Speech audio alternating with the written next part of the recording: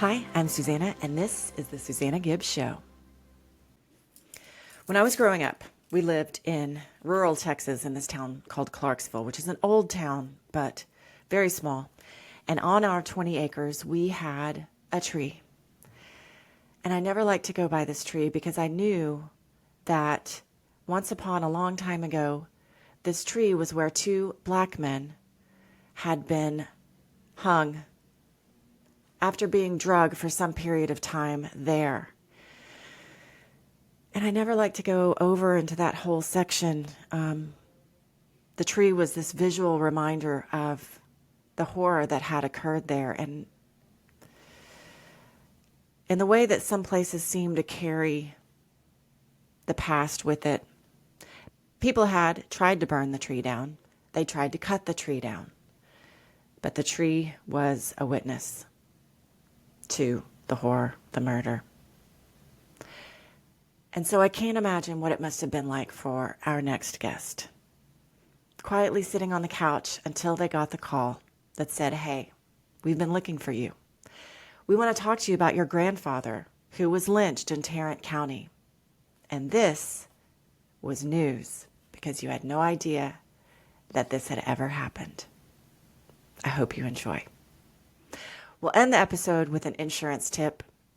Nothing related to this story because I could find no good segue for it, and I didn't even try.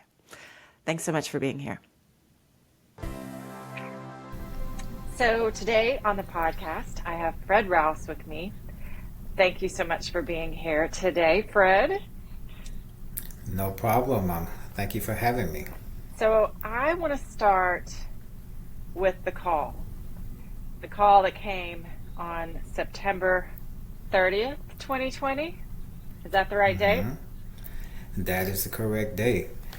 Yeah, like I tell people all the time, it was game one, NBA Finals, Los Angeles Lakers and Miami Heat, and I'm just sitting there enjoying the game, and all of a sudden my phone rings.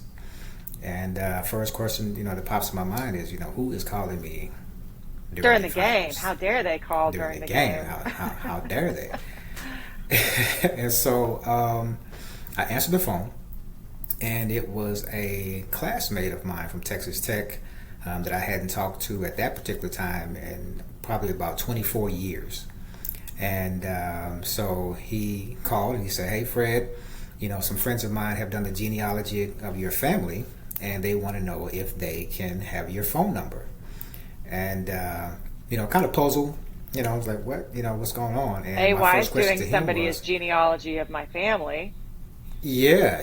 And also, asking him, well, I hadn't talked to you in 24 years, how did you get my phone number? So he got my number from a mutual friend, which was fine. And I said, yeah, go ahead and, tell them to give me a call. It's fine. I'm watching the game, but, that's okay. And about 30 minutes later, I get a phone call from, TCU professor, Adam McKinney, TCCPJ president at the time, as, other people on the phone. And they was like, "Hey, Fred." I was like, "Hey," and it was like, "Well, we found your grandfather." And I'm like, "No, you hadn't found my grandfather. My grandfather is buried in East Texas, which was my mom's dad." But they were talking about my dad's dad. And they said, "No, we found your dad's dad." And so again, I'm like, "No, you hadn't found him either because I don't even know who he is, because my dad died when I was 12. So I didn't really know his side of the family other than, his sister, my aunt, which also lived in Houston at the time. And so the rest is history after that. They told me about my grandfather, his story, what happened to him, how he was lynched. He was the only recorded African American to be lynched in Fort Worth, or in Tarrant County. All right, so let's just pause right here for 1 second. How do they tell you?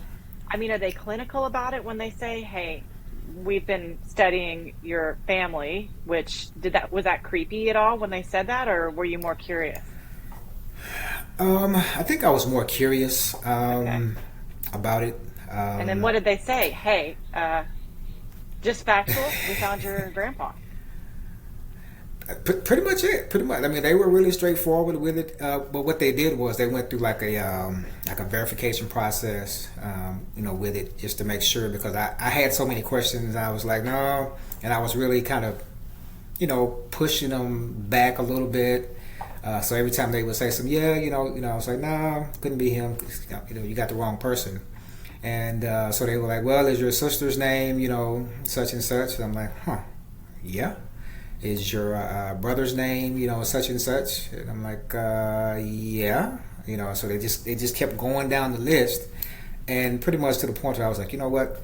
Let me go ahead and turn the game off, so I can hear, because they knew too much, So, but Right. yeah, and so they told me the story.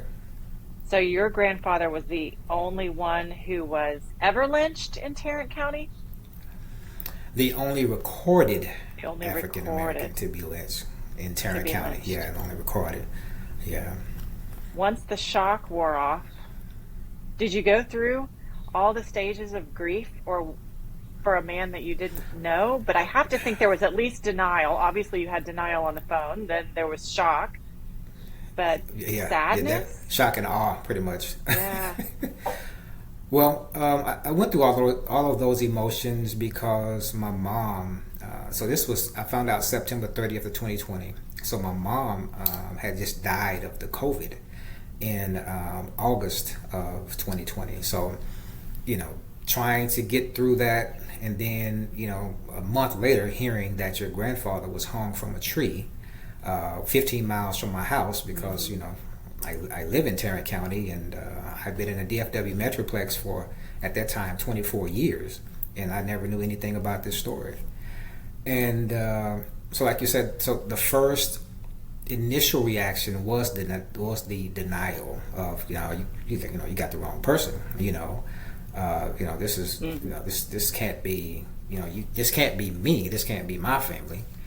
And so when they got to the verification process, and naming where where we grew up at, my family's name, my siblings' names, my mother's names, and all of this information, where my dad grew up at, then I had to kind of sit back and just kind of face and open up my ear to hear exactly what was going on, what they had to say. Mm-hmm. And so once they proceeded to tell the story of my grandfather and how brutally he was murdered. He was beat. He was beat to near death. He was taken to the old city and county hospital, where he stayed for 5 days. A mob came in, and 30 guys. They grabbed him. They pulled him out with only his hospital gown on. They shot him. Papers say they riddled his body with bullets. They stabbed him, and then they hung him from a tree right there at 12th and Samuel. Yeah. Did you find all of that out in the call, or did that come later? I found all that out in the call. Okay. They held no punches they, in the call then. No punches at all. They told me, everything. He was a butcher at the Swift meat packing plant, there in Fort Worth, and how, he got into it with some of the picketers that were on strike one day when he was, leaving work. And, they proceeded to beat him. I think one record say he was trying to run towards one of the trolleys. The guy on the trolley closed the door so he couldn't get in. So the mob caught up with him. They hit him across the head and fractured his skull in 2 places. And then when the authorities came to take him, to the morgue because they thought he was dead, they found out he was still alive. So that's when they took him to the city and county hospital, down to the basement, which was the Negro ward of the hospital. And he was there, for 5 days until they came and drug him out. And that's when they proceeded to continue to shoot him, stab him, and hang him from a tree. That's terrible. And, it's So it's heartbreaking. And I was going to ask you, so do you have like a BC of your life before the call and after the call? Like, what were you doing before this call with your life? Wow, I was just an ordinary guy. I would go to work every day, just paying bills, What's taking your care of the family. day job? What's the day job? I'm an actual network engineer at Endurance Capital, and graduated from Texas Tech with an MIS degree. Many years ago. Hey, not that back in many. We're the same age. That's right. That's right. Exactly. Just a couple of years All right, ago. so just a couple of years ago. Just a couple. So now, after the call, what has this led you to be Mr. President of? I am currently now the president of TCCPJ, which is Tarrant County Coalition for Peace and Justice. I just became the president this past January. Adam McKinney, who was one of the persons on the phone, the initial phone call, was the president of TCCPJ. And but ever since I've gotten that phone call, my life has just been so different. I tell people all the time that I went from the couch to the podium in one night because I've done so many presentations at different churches. I spoke at TCC, the schools, different events, and it has just been a roller coaster ride ever since. So I'm looking at the TCC PJ. I think I'm missing TCC PJ. No, I'm not. Page now, and it's a very open, healthy way of talking about a not lovely period of history and race. Did you talk much about race before this? Because now that's part of your everyday conversation, right? It's like bringing racial things to the forefront, talking about segregation, talking about things in the past that are completely terrible and not pleasant. Right. I think that I've talked about it before. I mean, in the African American community, in other minority communities, I think always talk about race in some aspect, in some way, shape, form, or fashion. But I've never, talked about it on such a large platform like I have now. And so even, talking about what happened to my grandfather, people always ask me, well, Fred, does it get easier each time you tell the story about him? And I tell them no, because, every time I have to describe what happened to him, I have to pretty much hold back my emotions because it's such a horrendous and terrible tragedy that happened to him. But this gives me a platform to honor him, to honor his legacy, and honor so many other people that that we know have had these racial terror lynchings, and some of the people that we don't know. But we heard the stories of other lynchings and other murders and other things like that. So we just want to give voice to the voiceless, and be intentional about honoring them and honoring their legacy, because they were people too. So I want to get to that in a minute and talk about the Equal Justice Initiative, which helped bring this story to you. But before we leave this section, why is it? Because it's such a terrible story? Did your dad know and just not tell you, or did he not know, or? I later found out, and this whole story is just so amazing, because my grandfather was murdered on December the 11th, 1921.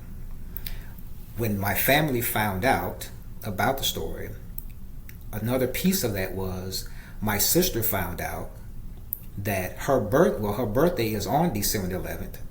So she found out that her grandfather was murdered on her birthday. My dad, he was, about 20 years older than my mom when they got married. So she was in her 20s. He was in like his 40s. So he never told her about what happened to his dad. So that information never got passed to us, the children. And so we just went through life like that. After I found the story out, and I was doing a photo shoot with a photographer from the Star Telegram. I think it was in 2021, maybe the first of 2020, 2021, 2022. And he said, Fred, it is so nice to meet you. And I was like, okay, well, it's nice to meet you too. Thanks for, doing this photo shoot. But he told me that 20 years ago, he did an interview. It was an older guy, older photographer, but he did an interview with one of my cousins about the same story regarding my grandfather. And he said that, and matter of fact, he gave me the newspaper that article was in.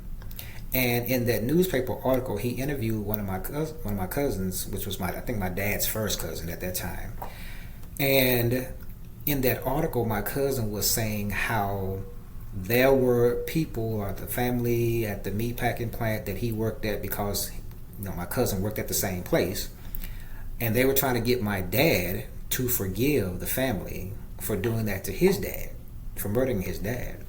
And so in the newspaper article, it would say how my dad would come from Houston and to Fort Worth and with the family, and my dad was just so angry he just couldn't do it.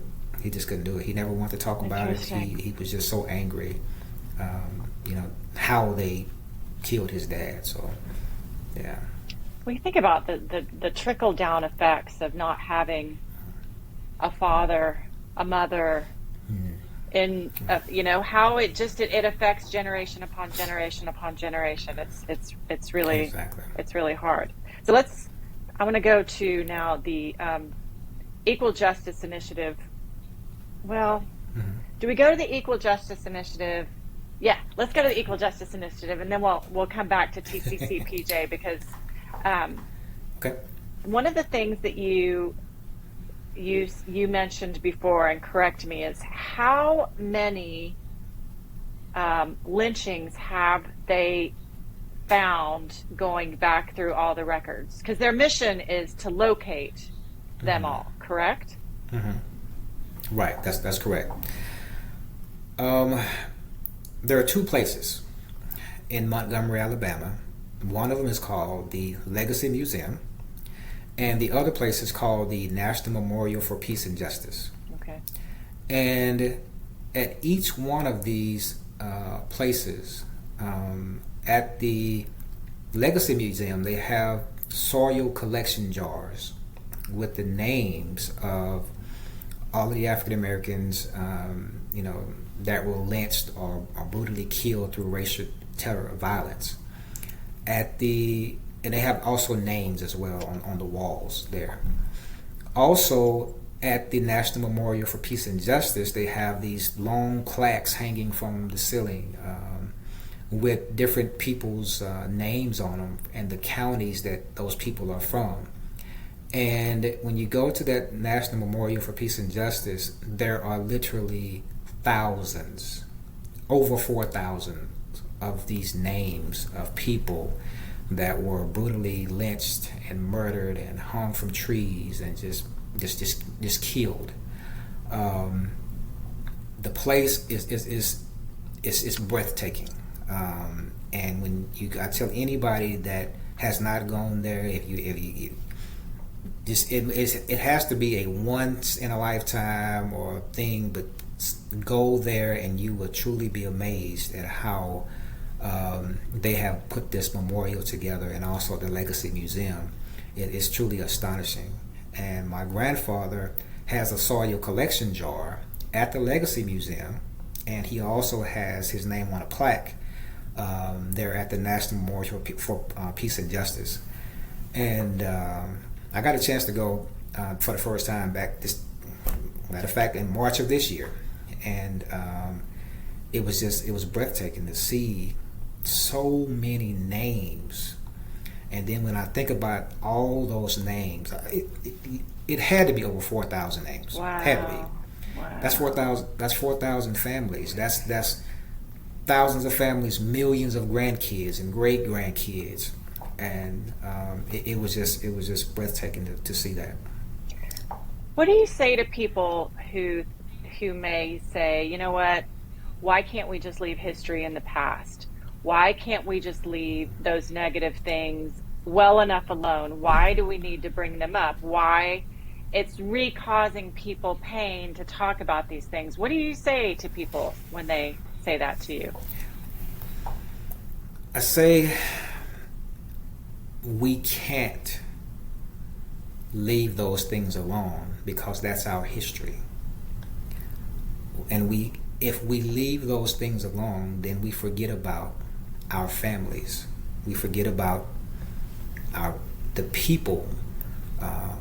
We cancel their voices. We cancel their lives if we leave it alone. They deserve to have voice. They deserve to be known about and loved and honored, because these people are family.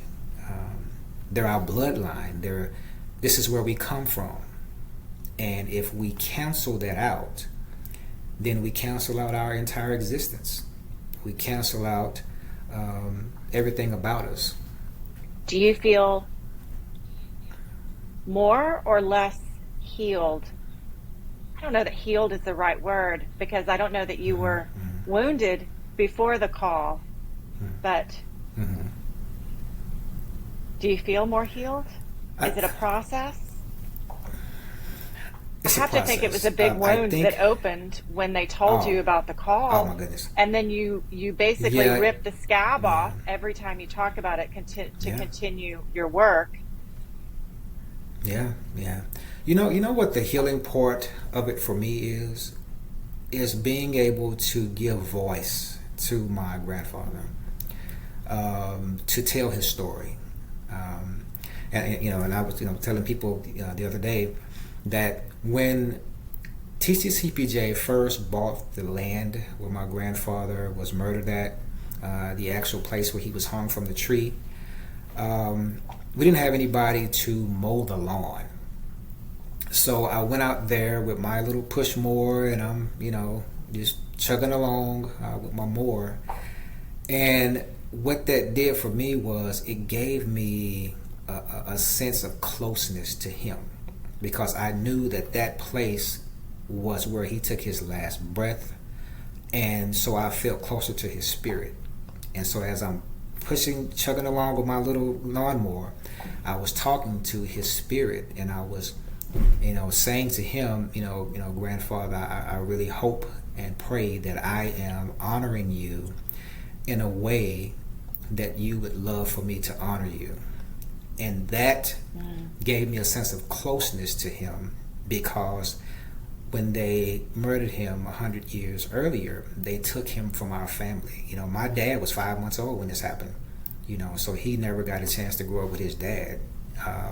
And we never got a chance to grow up knowing the stories of our grandfather. So for me, being able to do stuff like that, just kind of talk to him and talk to his spirit. And when I see the outpouring of love from the community, of everybody honoring my grandfather and saying his name and telling his story, that's the healing for me and my family. Nice. So what do you want? What's some of the work that you guys are continuing to do through TCCPJ?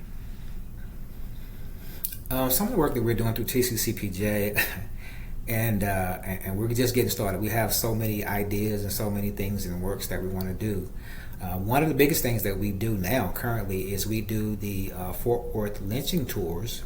We have those where we take groups of people to all the different sites that my grandfather was taken to.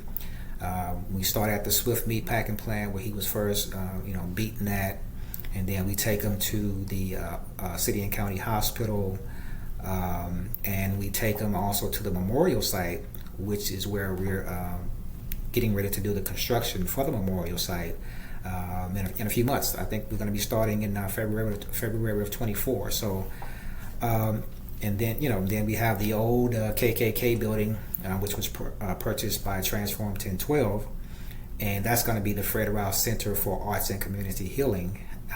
But the memorial site is going to be called the Fred Rouse Memorial. So back that up. So we work with a company. The building that you guys are buying is the old KKK building?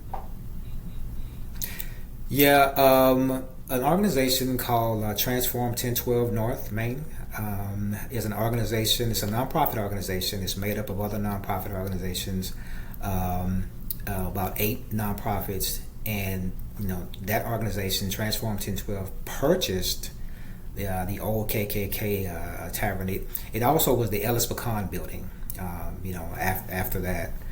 Did they know so it was the just KKK purchased building that when they purchased it? through the research. Yes. Okay, so they Through did the it on research, purpose. yes. Through the Okay. research. Definitely. And so that building is going to be named the Fred Rouse Center for Arts and Community Healing. It's going to be a space for all communities, all races, all identities to be able to come to and just have a safe haven, just have a safe place where everybody is accepted. Nobody is shunned away, because that building, when it was first built, was used to strike fear in the community and shun away different ethnicities and cultures. But now we're turning it into a space where everybody is welcome, and so it's going to be a great space for people. I'm so excited. I love the work that you're doing. I love your story. I'm so grateful that you came on and took the time to talk with me about it. Is there anything that I missed that you feel like we should cover before we wrap this up? I want to tell people how to find you for sure, but I think just from myself, representing the community, the Rouse family, we just want everybody to know that everybody should be loved. Everybody should be accepted for who they are. It's time out for the racism. It's time out for this racial terror violence against each other, because we're all people. And we need to, learn how to love, respect everyone's culture, everyone's identity. Everybody's different. But at the end of the day, we're just all people. And we all want respect. We all want to be loved, and we just all want to be recognized, and I think that if we can do those things, then we can get along. So we have these amazing entities being built in Fort Worth. Like I said, we have the Fred Rouse Memorial coming up, starting construction here pretty soon. It's going to have a space in there, a community garden in there where people can come and plant little seeds. We had a celebration this past December the 11th where the community came out and different speakers came out. Miss Opal Lee was there. Some of the Fort Worth City Council members were there, and we just had a wonderful time celebrating, and honoring my grandfather. And once the Fred Rouse Center for Arts and Community Healing is completed, it's going to have theaters in there. It's going to have so much for the whole community to come and enjoy. So it's just great, and I'm appreciative to the entire community, and with the outpouring of love that they're having for my family and my grandfather and honoring his name, and that's awesome. I think it's really awesome. great. Well, I know they can find you at the website, correct? The tccpj.org. Is that the best place if people want to connect with you there? That is the best place. They can go there to the website. We have a contact page there. If they want to, give any type of donations, because we are a nonprofit, they can go there and donate as well. But yeah, it's so wonderful. And like I say, I've been given a platform now. I've been on the Today Show and just all the local news stations. And we're just so appreciative of all the outpouring of support. So it's great. One of the things that I really want to do with this podcast, because in the insurance side, my clients, I follow up with them on a yearly basis, and I see, how'd you do this year? What was your year like? Are you up in your sales? Did you get more employees? And so I really want to circle back to my podcast guests and say, hey, Fred, how's your year been? How are things changed? So I'm excited to hear how it's been for you, especially next year after the memorial is built. The mock-up looks, or what you sent me, looks really beautiful. So good luck with you and all of that. Thank you again for being here. Thank you. I really thank you so much for having me, and I really appreciate it. Thank you. Okay, so our insurance tip of the week. If somebody hits you, it's their fault, obviously, right? Their fault. We get this call all the time. They're like, should I call my insurance company? So we're like, why? Call their insurance company. It's their fault. They're going to take care of everything. Now, if something happens, which every now and then it does, somehow the insurance company isn't responsive. Maybe the driver's license and information they gave you was totally bogus. Then you can get your insurance company involved. It'll go underneath the uninsured, underinsured motorists. They will probably subrogate later against the other insurance company. And there you have it. When you make the call, the first person who takes the information, they're just an information taker. They're not going to answer anything. They're not paid to answer anything, and they won't be able to tell you if it's going to be covered or not. Your adjuster is assigned within 24 to 48 hours, and they're the ones who are going to walk you through the whole process. So yeah, and if you need help, call us. It's rare that claims don't go the right way, but if they do, claims. It's rare that claims don't go the right way, but an easy call from us will usually get it back on track. Thanks for being here. If you have any questions, thoughts about this episode, or anything you want to talk to us about, go to giveagencydallas.com, and we will see you again next week.